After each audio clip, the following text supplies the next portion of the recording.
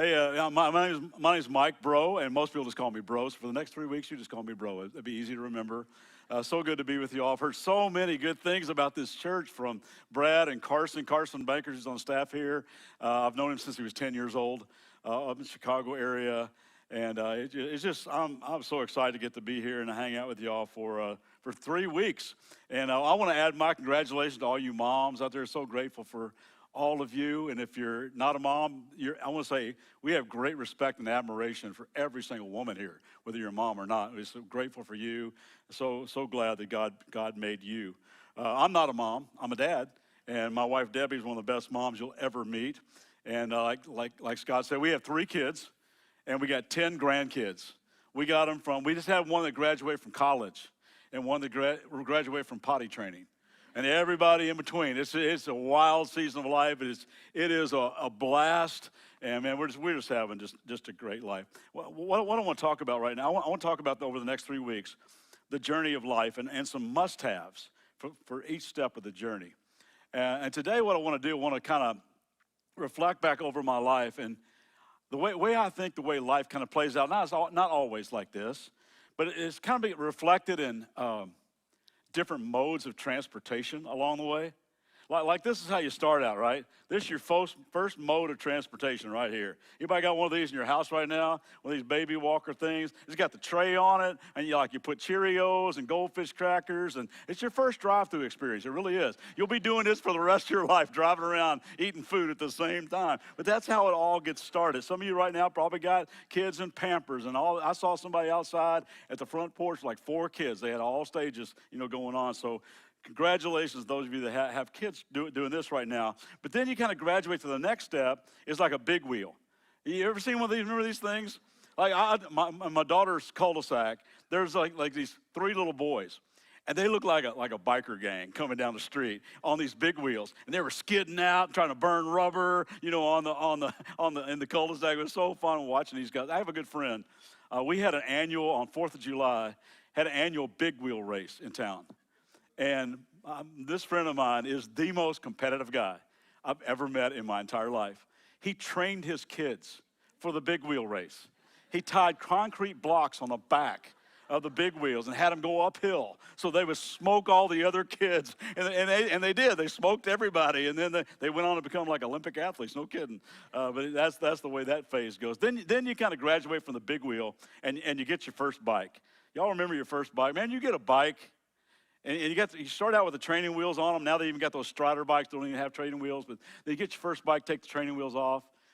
Man, you just feel so free. It's just so fun riding your bike everywhere, When I was a kid, I used to put my bike looked like that. Anybody have a Stingray bike growing up? Coolest bike ever right there.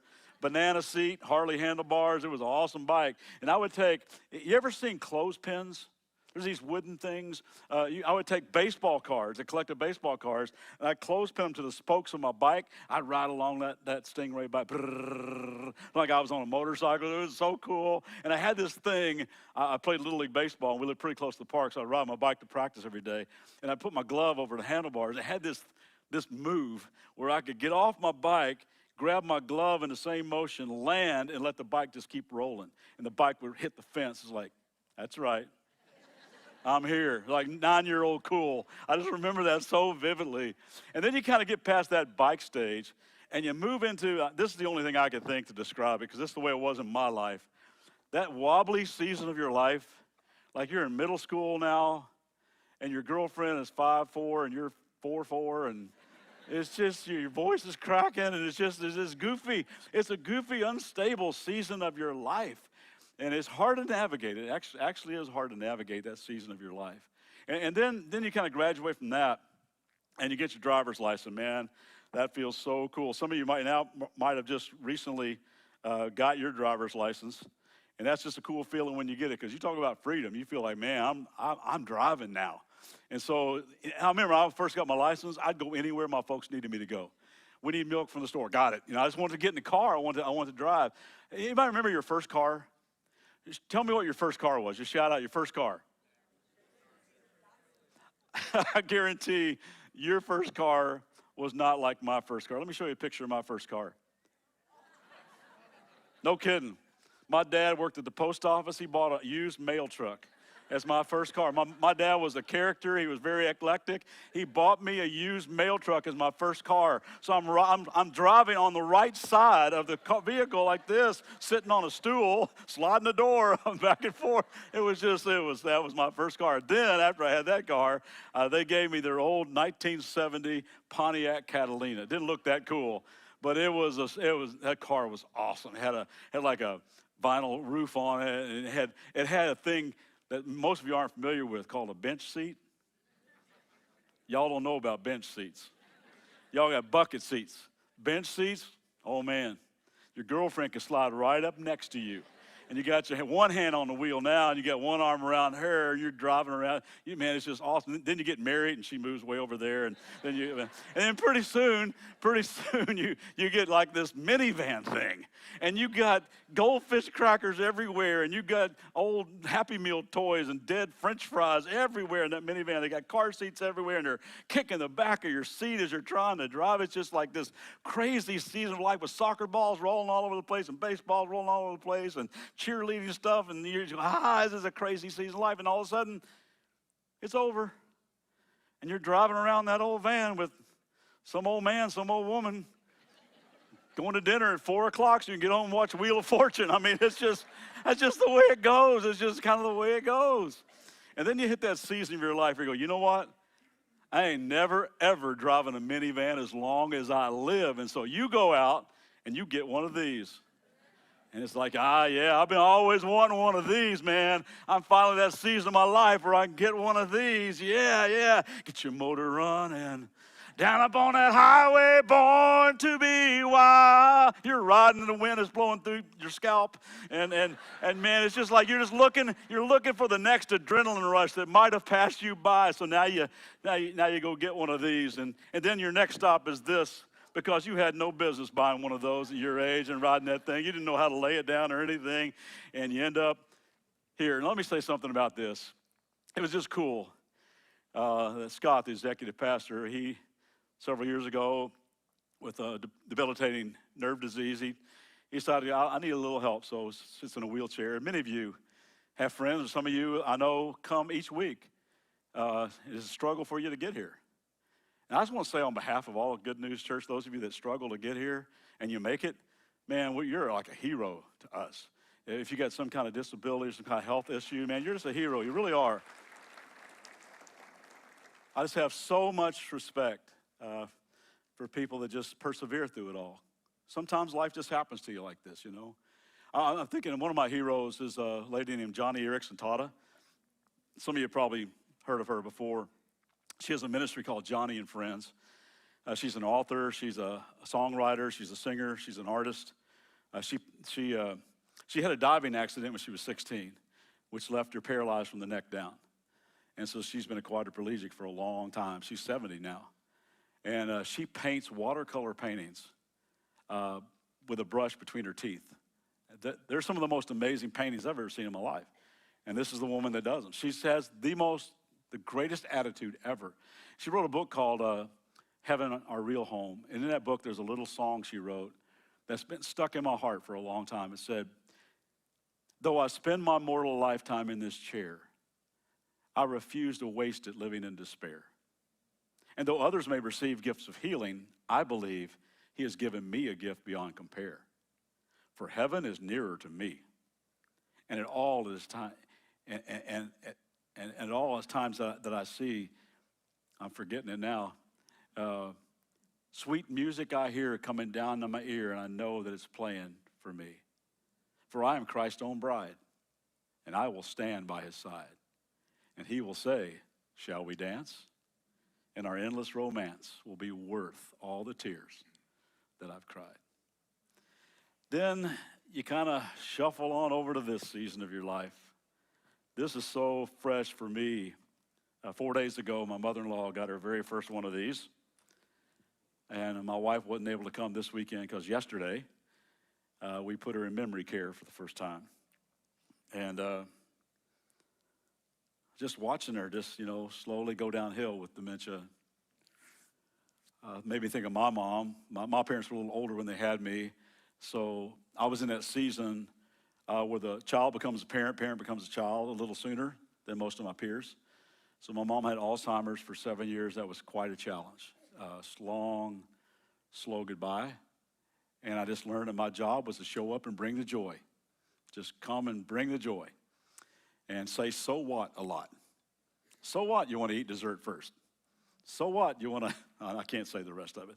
But you just had to go, so what? It's okay. And my dad at the same time, my dad, I told you, was a character. My dad, who gave me that mail truck as my first car, he taught me to drive. He taught me to drive in a cemetery.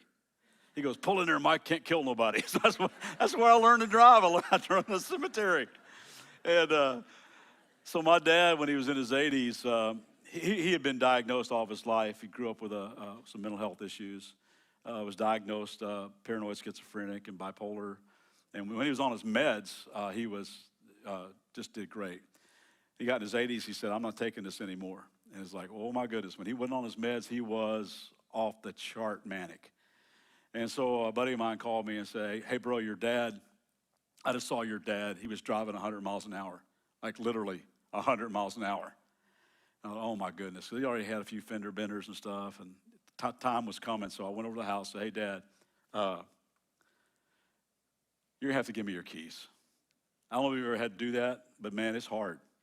I stood in front of him. I stood in front of the guy that taught me how to drive in the cemetery.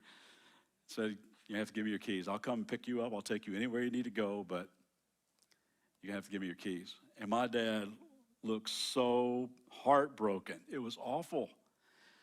Reached his pocket, grabbed his keys, goes, all right, put them in my hand. I went home. I felt like a dog, man. So I called over the house about an hour later, said, hey, Mom, let me talk to Dad. She goes, he's not here. I go, what do you mean he's not there? He's gone to the store. I said, gone to the store. And my dad had like 5 sets of keys. He totally played me in the moment, acted all sad. Here you go. As soon as I was gone, he was out the door going 100 miles an hour.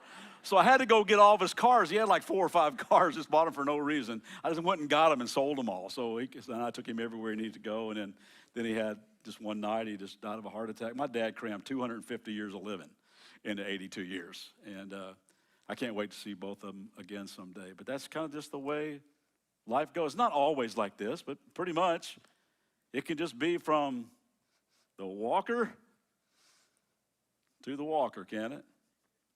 Here's a couple of things that God's been teaching me along the way. The first one is this, and these are both just very simple. The first one's this. Life is short. Life is so short. I mean, all of this right here happens like that.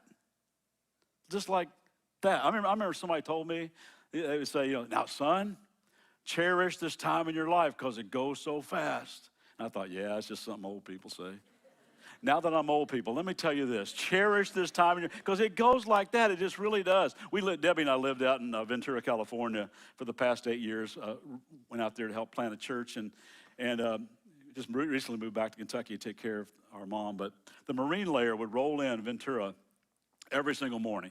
And just out of the cold water in the Pacific Ocean, the marine layer would roll in this fog until about 9 o'clock in the morning. Then it would all burn out, and the day would be beautiful. And whenever I see that fog in the morning, I would think of that verse, and I think it's James chapter 4, verse 14, that says, your life is like that.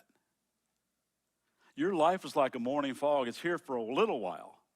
And then around 9 o'clock, it's just gone.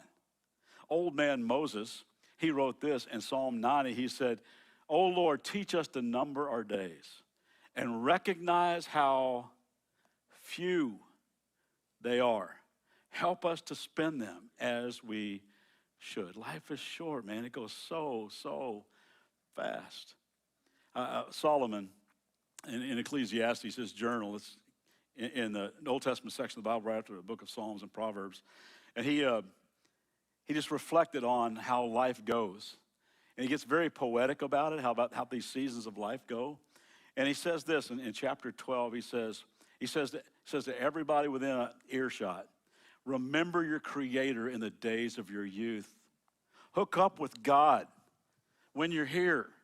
Don't wait till the days of trouble come. Hook up with God so that all your few days on this earth, you could walk with your Creator. That's what you were created to do. Hook up with God when you're a kid, when you're in middle school, when you're in high school, when you're in college, when you're a young adult, when you're having kids. Walk with God every day of your life, and you'll know, man, that's what I was made to do. Because the days of trouble are coming, and the years approach when you will say, I find no pleasure in them. Before, it gets very poetic here, before the sun and the light and the moon and the stars grow dark and the clouds return after the rain. He talks about feelings of loneliness, feelings of depression. When the keepers of the house tremble, what do you think he's talking about there? How your hands start to get a little shaky. When strong men stoop, you go to the chiropractor all the time because you can't straighten up. When the grinders cease because they're few, talking about your teeth, how your teeth start to break down and fall out. And those looking through windows grow dim. Your eyesight starts failing.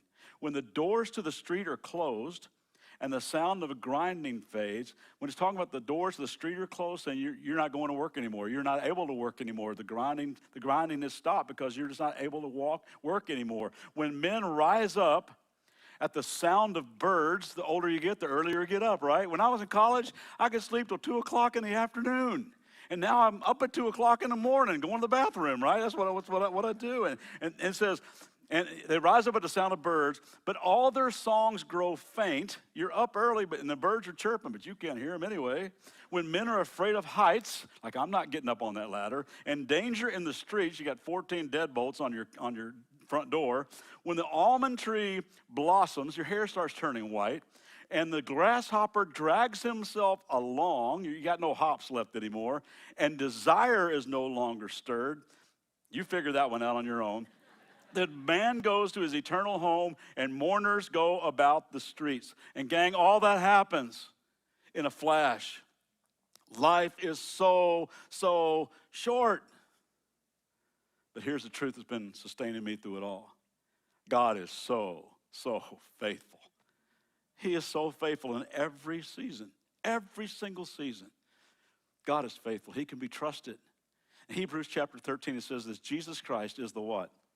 Same. He's the same yesterday, today, and forever. He is trustworthy. He doesn't change like seasons change in your life. He's consistent. He is solid. He is rock solid. He is trustworthy. Numbers 23 says this about God. God is not a human that he should lie. He's not a human being that he should change his mind. Does he speak and then not act? Does he promise and not fulfill? No, God can be trusted. He keeps his promises. You know, you ever been, anybody starting rare readers these days? My eyesight, my kids make fun of me because the font on my phone is like that big. I'm having to wear readers when I read and stuff now. So I was in Walgreens one day. I was looking at the rack of readers they got there, and you pick them off the rack and says stand back 14 inches and see which. I'm going, better. Oh, that's better. Yeah, picking them off like that. And it's sort of like those commercials for Claritin, where the screen's real foggy and dull. Then all of a sudden, everything is Claritin clear. A while back, I stopped praying for clarity in my life. Now, not that it's wrong to pray for clarity. I just knew for me, it was an excuse not to trust God through every season of my life. I just needed to know instead of saying, God, I just want to trust you. I've had this quote written in my Bible for a long time. It's from an author named Brennan Manning, one of my favorite authors. He says this: to trust is to be convinced of the reliability of God. To trust is to be absolutely convinced of the reliability of God. He is so faithful through every season. Some of you right now, you're in this season, and you got kids everywhere, and you got diapers everywhere, and you got toys everywhere, and your schedule is crazy, and man, just cherish it. Just really cherish it. God, if you're a mom and you're here today, God put you in that little boy's life, this little girl's life, to just be a shepherd for them and help them grow and help them love God. Just do your best to do that. Lean into God every day. He's faithful to help you in every season that you're going through. But just know that he's with you during this season. My wife, Debbie, like I said, we got a bunch of grandkids. And from our kids all the way to our grandkids, my wife has said that prayer that we sang a little bit earlier: may the Lord bless you and keep you, make his face shine upon you and give you peace. She's prayed that for all of our kids and grandkids every time she puts them down. And that's what I would encourage you to do. Say, hey, the Lord is with you. The Lord is with you. May he bless you and keep you, make his face shine upon you.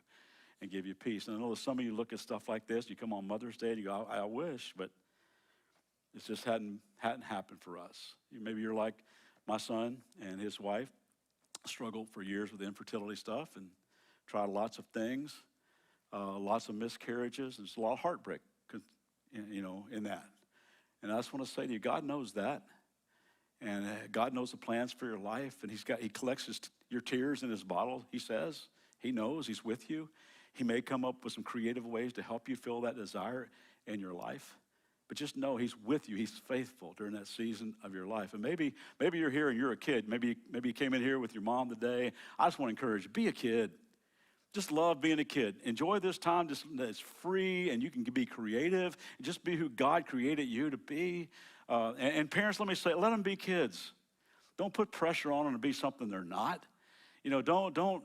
The only thing you need to say to them after a ball game or after whatever is, I just love watching you. That's all you got to say. You don't need to coach them. They need to talk about their technique. Just say, hey, I just love watching you. I just love watching you. Just let them be kids and enjoy this season of their life. And I got to say something to those of you that might be in this season, this wobbly season of your life, because, man, it was super wobbly for me being in junior high school. It just was, being a middle schooler. I just want to say to you guys, just know who you are in God's eyes. He thinks you are priceless. He thinks you're perfect. He thinks you're worthy. You are a child of the Most High God. He loves you, treasures you. Just let what he says about you be enough for you, because it doesn't matter what other people say or other people think or how many people liked your post or all that kind of stuff. Just know that you are accepted by the one who matters most, and let that be enough for your life. And this season, it'll be over soon. Then maybe you're moved on that season where you got your license, you got some freedom, and you're making decisions on your own. Maybe even some of you are graduating, and you're getting ready to go off to college. Maybe graduate in a couple of weeks, or maybe a week or so, getting ready to leave home. And I just want to say to you, just know that God is faithful. Scripture says that we can make our plans, but the Lord determines our steps. And don't be thinking 5 years, 10 years, 15 years, think today. God, roll out of bed every day, surrender your life, say, God, what do you want me to do today? I just want to walk with you today. I'm telling you, it's the best way to do life. Remember your Creator in the days of your youth. Say, God, I just want to do life with you today. Put somebody in my path today that needs a touch from you, and I just want to notice when you do that. That's the way to live your life. And some of you are parents, and you're watching that kid graduate. And you're watching that kid pack up the trunk of a car and head off to college in a few months, and you're thinking, oh my goodness, this is horrible. They're leaving. What are we going to do? We're going to have to be empty nesters. Let me tell you something about empty nest. It's a myth. They come back.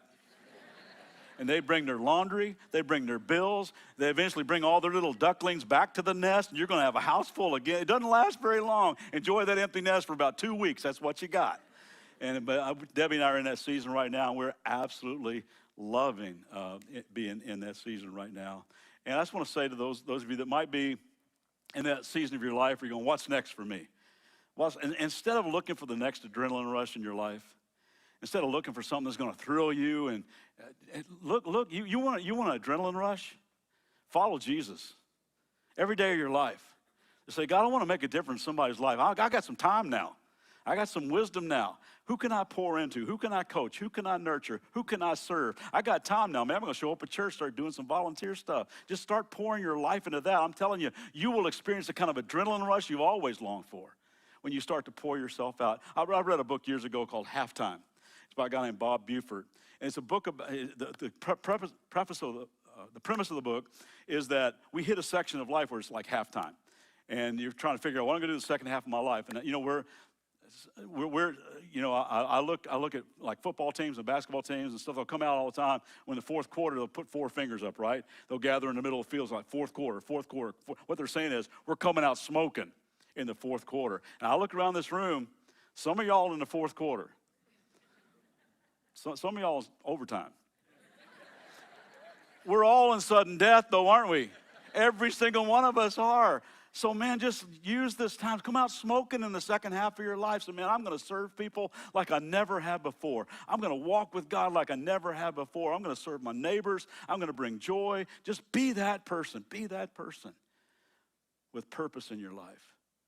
And then as you walk toward these seasons of your life where things start to break down and things get lonely and dark and you're wondering, just know he's with you. My mother-in-law, we put her in 2 days ago, she knows. She didn't walk in there by herself. She knows that God is there with her. She's experienced the faithfulness of God all of her life. And she knows that he's not left her now, that he's there with her right now, because life is short, but God is so, so faithful. There's an old song I grew up going to church listening to. Some of you probably heard the song. We didn't have like a great kids ministry back in my day. Kids went to church and big church, and I was bored out of my mind, to be honest with you. I'm making paper airplanes. I'm counting the organ pipes. We had his organ, 187 pipes. I've counted all of them. I know exactly to this day. And I was pretty bored. But one thing I would notice, there was this old hymn that we would sing, called Great Is Thy Faithfulness. You ever heard this song?